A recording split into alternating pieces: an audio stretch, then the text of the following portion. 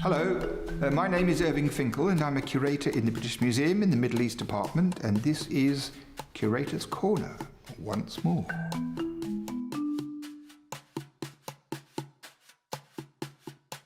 Okay, so today we're going to talk about demons, ghosts, sprites, things that caused trouble to ancient persons in Mesopotamia, and how those who thought they could deal with them dealt with them. So they had a rather interesting system that applied in Mesopotamian culture, that's to say the Sumerians and especially the Babylonians and Assyrians after them, because human beings, when they were born, they were kind of put under the protection of a particular god. And this god had responsibility for you as you grew up and went through life. Now, this is rather a nice system, but the trouble about it is that the Mesopotamian view of deities was modelled on their view of the human race, which, of course, has the result that the individuals are unreliable, they tell lies, they are adulterous, they get drunk, they get bored, they get easily distracted, and the gods did the same.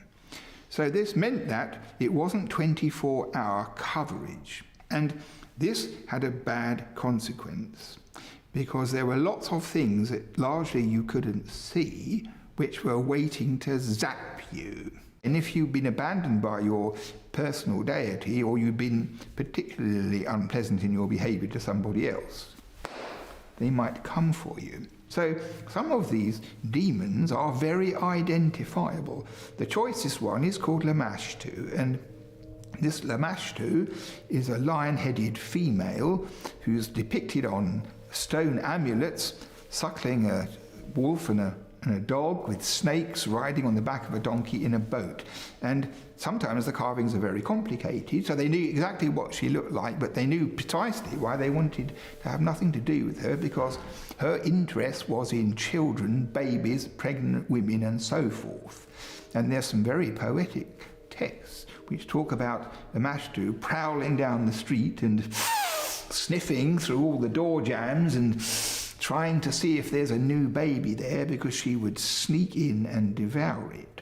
So she, Lamashtu, is intelligibly to be seen as the personification of the danger of childbirth, which of course in ancient times and often subsequently has been a very hazardous thing for women.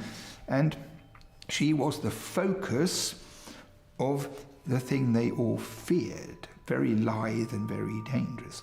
And one interesting thing, which also comes out when you start looking at the amulets, is she had an enemy.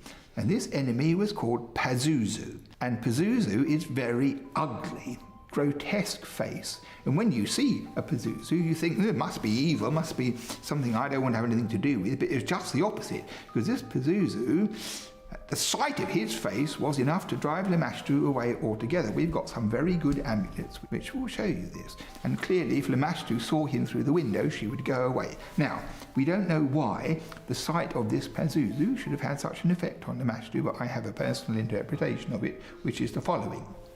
There is no evidence for this theory, but my theory is that once they were married, they had a very, very inimical divorce. One of those divorces which you often encounter in literature, and especially in real life, when one partner cannot bear the sight of the other one under any circumstances, and that would explain, I think, the powerful and effective nature of this deterrent. However, in the hands of Hollywood, Pazuzu suffered a great criticism, in fact slanderous attack on his personality, because there was a film once in which a girl who looked like a perfectly normal girl suddenly started spewing green things and her head went round on her shoulders. And the beginning of that film laid the trouble which beset this unfortunate girl at this demon, which, if you had to be there right at the beginning of the film to see this Pazuzu head on the floor, and Hollywood thought that Pazuzu was wicked, but in point of fact it's just the opposite. So some of the demons made you very ill. They had an idea a bit like possession. They'd go into the body, they would perverse all the systems inside, they'd make you very ill indeed, and the exorcist had to drive the thing out of the body and make the person well again. So they had different devices for this. Sometimes they burnt things that you had to inhale, sometimes you had bits of wool with amulets around your fingers, and all sorts of other things they were expert in.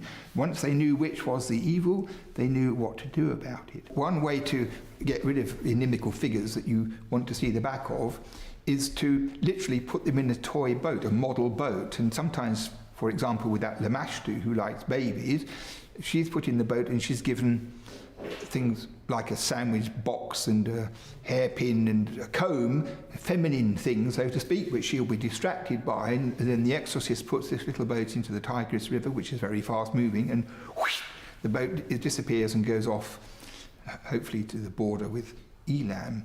If you've enjoyed this or you like this kind of thing at all, I suggest you subscribe to the British Museum YouTube Marvellous Fantastic channel.